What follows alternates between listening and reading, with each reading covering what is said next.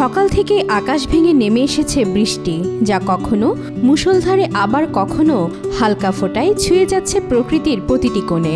টানা এই বর্ষণে পিরোজপুর শহরের জনজীবনে নেমে এসেছে স্থবিরতা। তবে প্রয়োজনের তাগিদে মানুষ বের হচ্ছে ঘর থেকে। একদিকে জীবিকার তাগিদে বের হওয়া মানুষের নানান ভোগান্তি, অন্যদিকে প্রকৃতির সৌন্দর্যে বিমোহিত হয়ে বৃষ্টিকে উপভোগ করছেন অনেকেই। কেউ কেউ বৃষ্টিতে ভিজে নিচ্ছেন প্রকৃতির স্বাদ, কেউ আবার চায়ের দোকানে বসে চায়ের কাপে চুমুক দিয়ে উপভোগ করছেন পরিবেশের পরিবর্তন। অনেক তরুণ ফুটবল প্রেমীরা নেমে এসেছে মাঠে। একদিকে বৃষ্টি, অন্যদিকে বন্ধুবান্ধব মিলে খেলছেন ফুটবল, দৌড়াচ্ছেন মাঠের এক প্রান্ত থেকে অন্য প্রান্তে, যা দেখে বয়স্কদের অনেকেই ফিরে যাচ্ছেন নিজেদের ছোটবেলায়। বৃষ্টিটা উপভোগ করতে বের হয়েছি, বৃষ্টি অনেক ভালো লাগে তার জন্য। এতদিন আমরা বৃষ্টিতে ভিজছি, এখন গোসল করতে আসছি পুকুরে, সবাই বন্ধুদের সাথে মজা করবো। বৃষ্টিতে ভিজতেছি, আনন্দ পাচ্ছি, আবার আমাদের ক্লায়েন্টের সাথে দেখা হয়ে যাচ্ছে।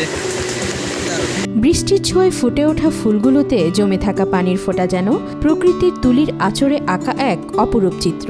শহরের ধুলো ময়লা ধুয়ে পরিবেশ হয়ে উঠেছে সতেজ ও নির্মল। বৃষ্টির কারণে শহরের বিভিন্ন সড়কে যান চলাচল কমে এসেছে। ফাঁকা রাস্তায় হাতে গোনা কয়েকটি যানবাহন চলাচল করলেও যাত্রী সংকটে ভুগছেন চালকেরা। ফলে আয় রোজগারে পড়েছে প্রভাব। অনেক দোকানেই নেই ক্রেতার আনাগোনা, ব্যবসা চলছে মন্থর গতিতে। আজকে সকাল হইতে যাত্রী কম, বৃষ্টির কারণে খুবই কম। 2000 ডেলি 500-600 টাকা ইনকাম করি, আজকে 200 টাকা হয়েছে, খুবই কম যাত্রী। বাজে 12টা, এখনো দোকান খুলে বসে রয়েছি, কোনো কাস্টমার নাই, বৌরি বানা কিচ্ছু হয় নাই। কি করবো আমরা এই বৃষ্টিতে?